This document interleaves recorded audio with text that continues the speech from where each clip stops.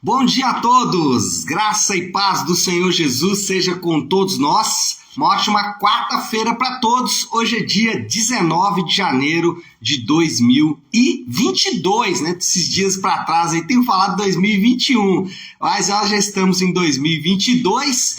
Seja muito bem-vindo ao nosso devocional de hoje. Hoje nós vamos dar sequência, então, à nossa maratona de leitura bíblica. Ontem falamos de Atos e hoje vamos seguir nos capítulos 16 até o capítulo 20. Ontem falamos do 12 até o 15, hoje vamos do 16 até o 20.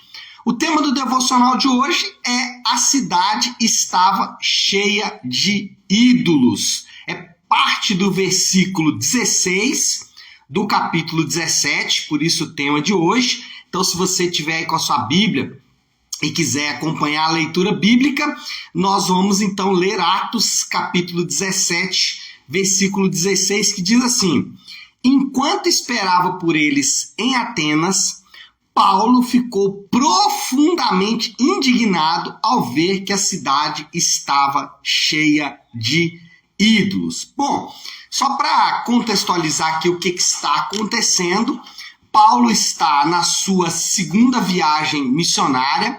Ontem nós falamos da sua primeira viagem missionária, que foi uma viagem curta. Essa segunda viagem é uma viagem mais elaborada, uma viagem mais longa.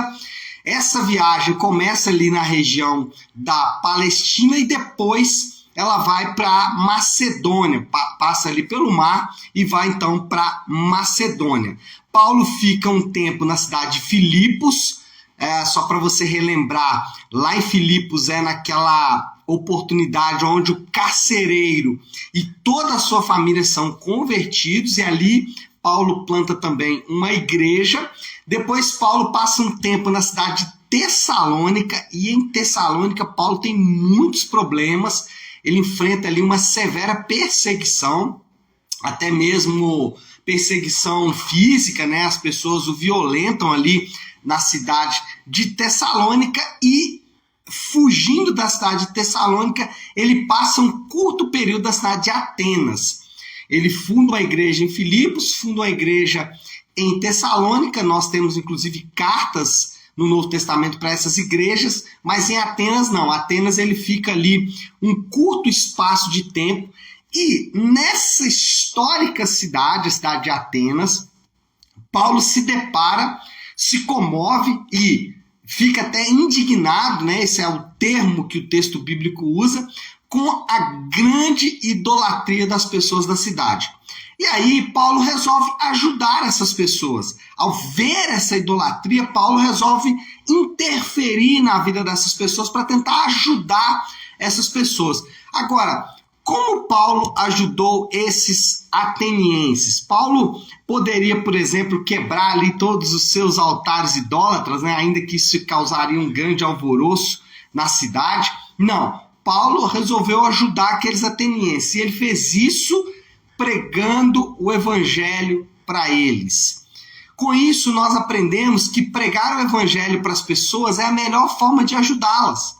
Quer ajudar as pessoas? Pregue o evangelho para estas pessoas. Por quê? Nada tem o poder de mudar indivíduos como o evangelho. E Paulo sabia disso.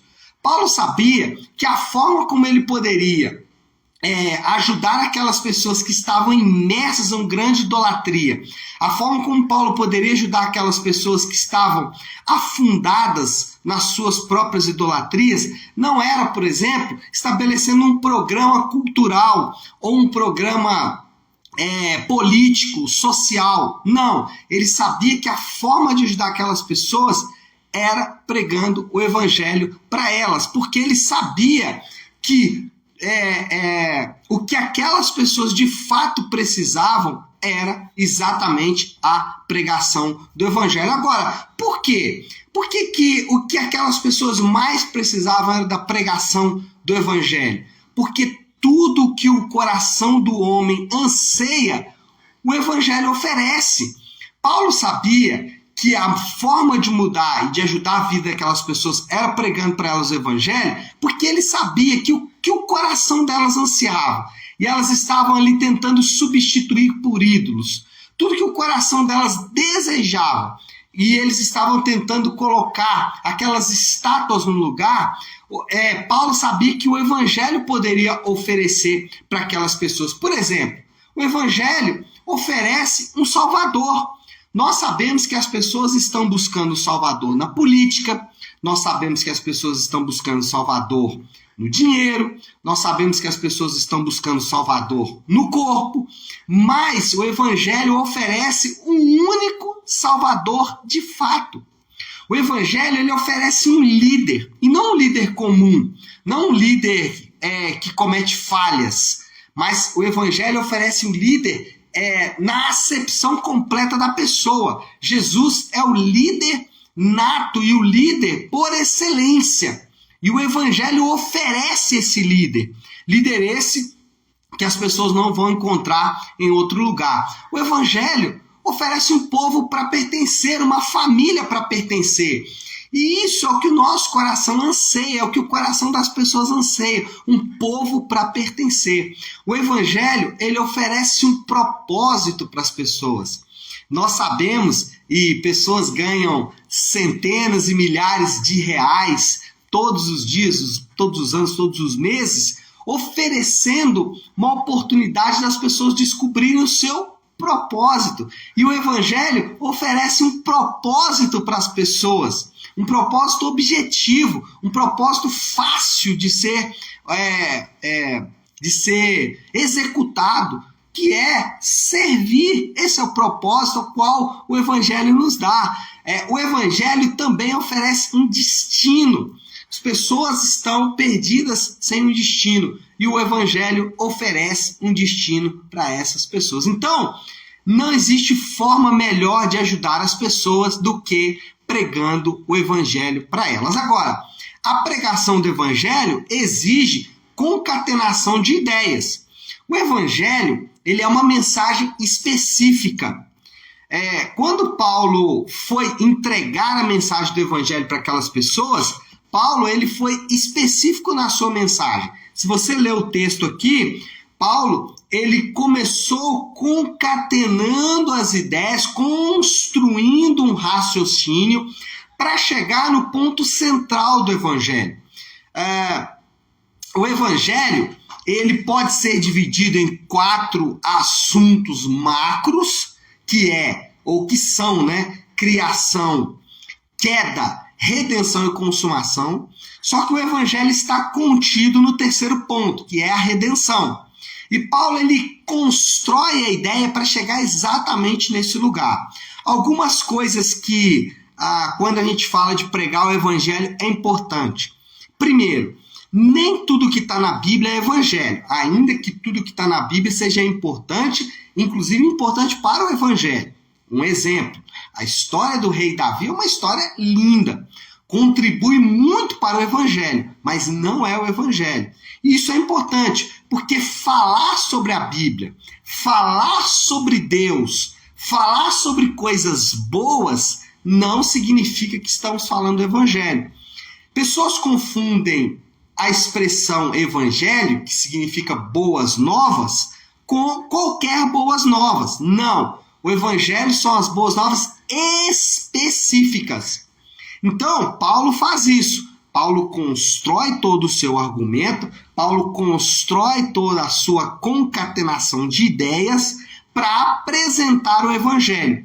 O evangelho, ele é ou deve ser, e aí é o nosso mais um ponto onde a gente deve chamar a atenção. Se o primeiro ponto aqui é o fato de que o evangelho é uma mensagem específica e que nem tudo que a gente fala é evangelho, o segundo ponto, o evangelho é uma mensagem. Ele deve ser proclamado. Então a gente já ouviu muitas vezes aquela expressão, eu prego o evangelho até de boca fechada. Isso é bom, isso pode ser feito, mas não é a maneira por excelência de pregar o evangelho. A maneira por excelência de pregar o evangelho é abrindo a boca e falando, é entregando a mensagem, até porque o evangelho é uma mensagem. Agora, que mensagem é essa? A mensagem de como Jesus viveu, morreu, ressuscitou e voltará. A mensagem do Evangelho precisa conter estes elementos. Se não todos, boa parte deles. O Evangelho, ele precisa dizer como Jesus viveu, como Jesus morreu e por que Jesus morreu, o fato de que ele ressuscitou e a promessa de que ele voltará. O Evangelho precisa conter estes elementos e, óbvio, convocar as pessoas a uma decisão. Todos os que são sujeitos à pregação do Evangelho, expostos à pregação do Evangelho, são convocados a uma decisão. Precisam crer e arrepender no Evangelho. Precisam crer no Evangelho e arrepender-se dos seus pecados como forma de responder à pregação do Evangelho. Alguém pode dizer, pastor, mas lá em 1 Pedro diz que a mulher pode pregar de boca fechada. É fato, lá de fato fala isso. Contudo, ali está falando de uma questão pontual, de um caso específico dentro de um contexto onde o marido proíbe a mulher de falar. Então o Evangelho é uma mensagem que deve ser falada, uma concatenação de ideias. Agora, a pregação ela pode ser acompanhada com ajuda, por exemplo. Você pode agregar à pregação do Evangelho uma ajuda, mas nunca pode ser substituída. Paulo ele foi direto ao ponto. Paulo falou sobre Jesus. Nós podemos acrescentar ajudas à pregação do Evangelho, mas nunca substitutos. Nós podemos acrescentar, por exemplo, ajuda humanitária, comida, roupas e qualquer outra ajuda humanitária à pregação do Evangelho. Mas não podemos substituir a pregação do Evangelho pela ajuda humanitária. Nós podemos incluir a oração na pregação do Evangelho. Aliás, a pregação do Evangelho deve ser encharcada de oração, mas nunca substituída. Você não pode substituir a pregação do Evangelho pela oração, ainda que os dois podem caminhar muito bem juntos. Você pode oferecer cursos e outras ajudas à pregação do Evangelho, mas nunca substituir. Algumas igrejas, elas fazem dos seus momentos de culto ou de reunião um momento bem avançado, cheio de entretenimento. Mas esses momentos não podem substituir a boa pregação do Evangelho. A pregação do Evangelho é central dentro da fé cristã. É essencial, é nuclear dentro da fé cristã. Então, essas coisas ajudam, mas nunca podem substituir a pregação do Evangelho. Qual é a moral da história? O que nós aprendemos com tudo isso aí? Parafraseando Romanos 1,16, o Evangelho é o poder de Deus para a salvação de todo aquele que nele crê. Então, o Evangelho é o poder de Deus para a salvação de todos os indivíduos que nele crê. Então, quer ajudar alguém, quer cooperar na vida de alguém, apresenta o Evangelho para ela, ainda que você possa acrescentar a este Evangelho algumas ajudas, como oferecer um curso, como oferecer ajuda humanitária, oração, etc. e tal, mas não substitua a mensagem, a pregação, a mensagem central, a mensagem nuclear, que é como Jesus viveu, morreu, ressuscitou e voltará. Ao fazer isso, você de fato vai ajudar pessoas. E aí a aplicação aqui é fácil, né? A aplicação desse texto de hoje, desse nosso devocional, é muito simples. Quer ajudar pessoas? Pregue para ela. Quer ajudar pessoas de fato? Pregue para elas. Concatene ideias. Fale sobre como Jesus viveu, como ele morreu, por que ele morreu, o fato de que ele ressuscitou e a promessa de que ele voltará. Fazendo isso, você vai ajudar essa pessoa mais do que você poderia imaginar. Fazendo isso, você vai cooperar com ela mais do que você poderia imaginar. Paulo, ao se deparar com os irmãos atenienses envolvidos em uma grande idolatria, Paulo cooperou com aqueles irmãos pregando o evangelho para eles. Então, vamos seguir aí o exemplo do nosso querido apóstolo Paulo e fazer o mesmo. Tá certo? Vamos orar, meu povo. Vamos colocar isso aí diante de Deus. Talvez você tenha aí alguém que você gostaria de ajudar nessa manhã. Vá até essa pessoa, leve a mensagem para ela. Vamos orar para que o Senhor nos dê graça para assim fazê-lo, tá bom? Se você puder, então, pare aí um instante aquilo que você está fazendo e vamos juntos buscar a Deus em oração.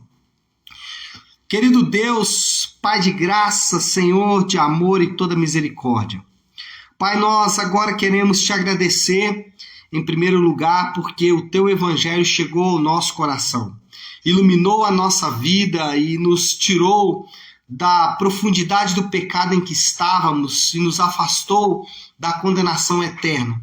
Se hoje, Pai, podemos respirar novos ares, é porque o teu evangelho um dia chegou e iluminou o nosso interior.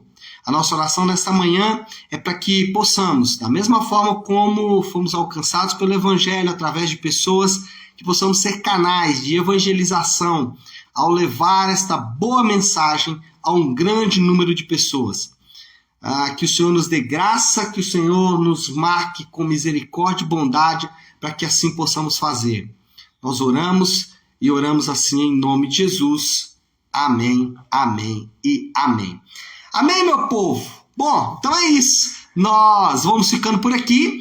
Que Deus te abençoe. Uma ótima, uma excelente quarta-feira para todos nós.